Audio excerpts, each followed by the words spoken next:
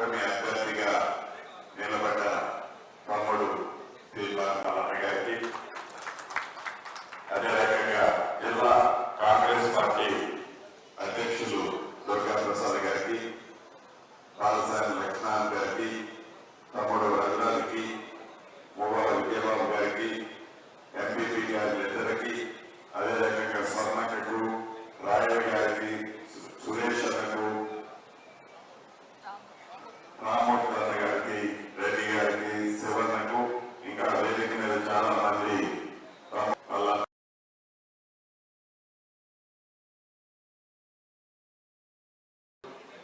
ఉభయ కమ్యూనిస్టు సోదరులు, గ్రామ స్థాయిలో ఉన్న కాంగ్రెస్ పార్టీ అధ్యక్ష కార్యదర్శులు, గ్రాడ్యుయేట్ తమ్ముళ్ళు, అదే రకంగా డిజిటల్ ఎలక్ట్రానిక్ మీడియా మిత్రులు అందరికీ మనస్ఫూర్తిగా శిరస్సు వచ్చి హృదయపూర్వక నమస్కారాలు, వందన. ఈ నెల 27వ తారీఖు జరుగుతున్న ఈ ఖమ్మం, నల్గొండ, వరంగల్ గ్రాడ్యుయేట్స్ ఉప ఎన్నికలు ఇందాక తమ్ముడు తీర్మానాలు గారు చెప్పినట్టు అసలు ఉప ఎన్నికల కారకులు ఎవరు,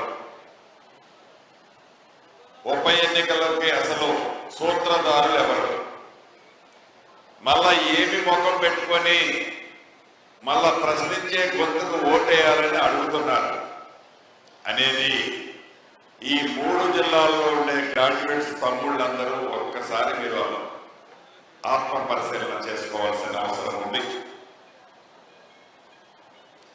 ఆనాడు రెగ్యులర్ ఎన్నికలు, ఈ గ్రాడ్యుయేట్స్ ఎన్నికల్లో, ఎమ్మెల్సీ ఎన్నికల్లో ఆనాడు నేను కూడా టీఆర్ఎస్ పార్టీలోనే ఉన్నా.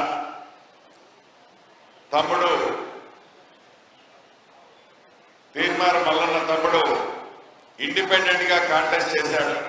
ఆ రోజే బయటికి రావడంతోనే మరొక అక్రమ కేసు పెట్టడం, మళ్ళీ జైల్లో పెట్టడం, మళ్ళీ కింద మీద పడి బెయిల్ తెచ్చుకుంటే మళ్ళీ ఒక కేసు పెట్టడం. ఒక్క నీతిగా నిజాయితీగా ఒక్క కేసైనా ప్రూవ్ అవుతుందా? అధికారం ఉంది కదా అని అధికారాన్ని దుర్వినియోగం చేసి కేవలం మిమ్మల్ని ప్రశ్నించాడనే కదా అన్ని 100 కేసులు పెట్టింది. కేవలం మిమ్మల్ని ఎదిరించాడనే కదా అన్ని 100 కేసులు పెట్టింది. కేసులు పెట్టింది మీరు, మీ ప్రభుత్వంలో పెట్టిన కేసులు తప్ప ఎప్పుడైనా ఒక్క సింగిల్ కేసు ఆ తీర్మార్ మల్లన్న గారి మీద చూపించండి. కనీసం కేసులు పెట్టాము అనే ఇంగిత జ్ఞానం కూడా లేకుండా ఒక గోల్డ్ మెడల్ అట, ఒక రౌడీ షెటర్ అట, సిగ్గుండాల మాట్లాడటానికి. ఆ కేసులు పెట్టింది మీరు, ఆ కేసులు పెట్టించింది మీరు. రేపు ఏ ఒక్క కేసు కూడా ట్రయల్ వచ్చిన తర్వాత ఒక్క కేసు కూడా నిలవదని తెలిసి కూడా ఇబ్బంది పెట్టి ఆ కుటుంబాన్ని రోడ్డున పాలు చేసింది మీరు. మళ్ళీ ఆ కేసులు పెట్టిందని ఏదో మర్డర్ చేసినట్టు తీర్మార్ మల్లన్న గారు, కబ్జాలు చేసినట్టు, రేపులు చేసినట్టు ఏం మాట్లాడతారు మీరు? కనీసం ఉండాలి ఇంగిత జ్ఞానం. అది మర్చిపోయి మీరు వ్యక్తిగతంగా విమర్శ చేయడానికి ముందు, మీరు వ్యక్తిగత విమర్శలు చేసే ముందు ఆ వ్యక్తి యొక్క నైజం ఏంటి, ఆ వ్యక్తి ఎక్కడ కబ్జా చేశాడు, ఆ వ్యక్తి ఎక్కడ తప్పు చేశాడు, ఆ కేసులకి కారకులు ఎవరో తెలిసి కూడా మీరు అలా మాట్లాడటం ఈ సమాజం హర్షించదని కూడా ఈ వేదిక మీద నుంచి వారికి తెలియజేస్తున్నారు.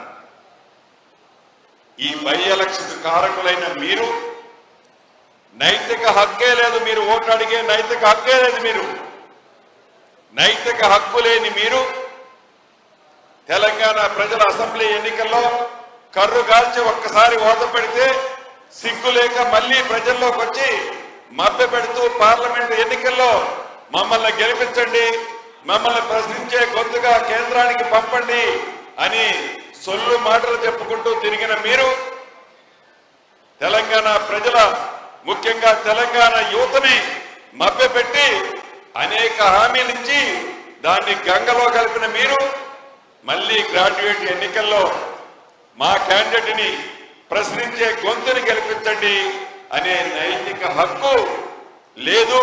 చివరికి ఆ భగవంతుడు కూడా మిమ్మల్ని క్షమించడానికి కూడా ఈ వేదిక ద్వారా వారికి తెలియజేస్తున్నారు.